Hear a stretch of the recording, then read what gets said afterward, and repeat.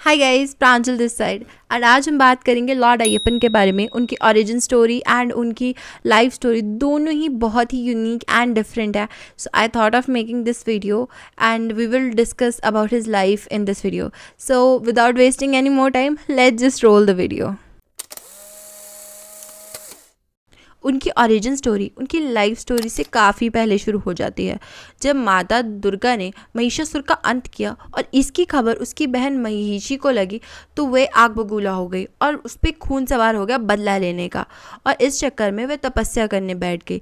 और जब फाइनली ब्रह्मदेव प्रसन्न हुए और उसे वर मांगने के लिए कहा तो उसने मांगा कि केवल विष्णु एवं महादेव की संतान ही उसकी मृत्यु का कारण बने।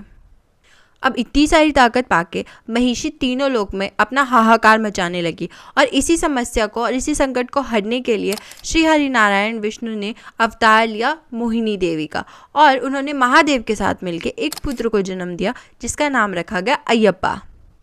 जन्मोपरांत उन्होंने उन्हें पंपा नदी के किनारे छोड़ा और दोनों ध्यान मग्न हो गए और यहीं पे वे मिले राजा राजशेखर पांड्यन से। राजा और रानी दोनों ही महादेव के बहुत बड़े भक्त थे, पर दोनों निसंतान थे और पुत्र प्राप्ति के लिए उन्होंने बहुत प्रयास किए थे किंतु उन्हें कोई सफलता नहीं मिली थी।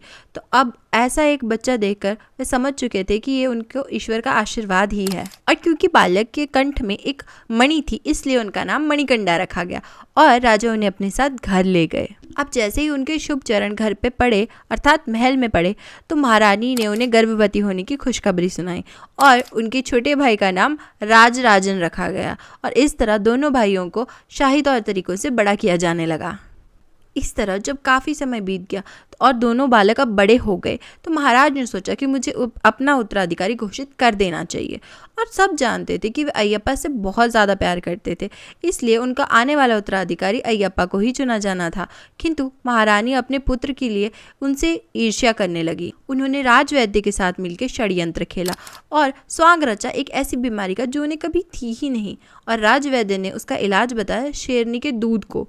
अब ऐसे उद्देश्य को कौन ही धारण करता सिवाय हमारे अय्यप्पा के। और उन्होंने राजा के लाख मना करने के बावजूद इस मिशन पे जाने की ठान ली।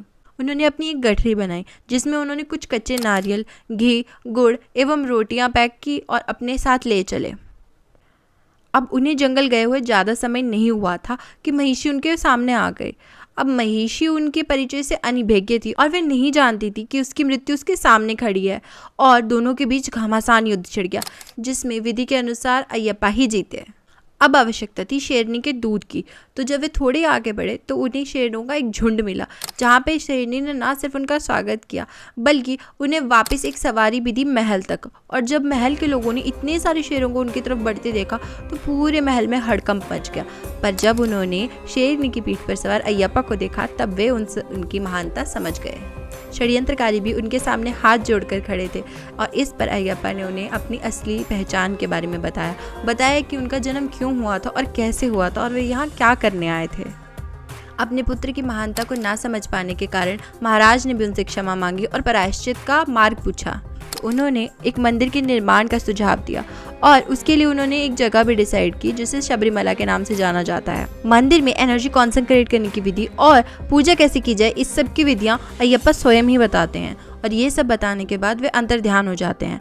कहा जाता है कि उन्होंने स्वयं भी समाधि शबरीमला में ही ली थी। और आपको बता दूं कि शबरीमला साउथ इंडिया का one of the most famous pilgrimage site है और जहाँ पे एनुअली 100 मिलियन से ज़्यादा लोग विजिट करते हैं। So that was it for the video. और मैं आपसे अगली बार मिलूंगी किसी नई अनोखी कहानी के साथ जो शायद ही आपने कभी सुनी होगी या जो शायद इतनी फेमस ना होगी। So I will see you next time. Bye bye.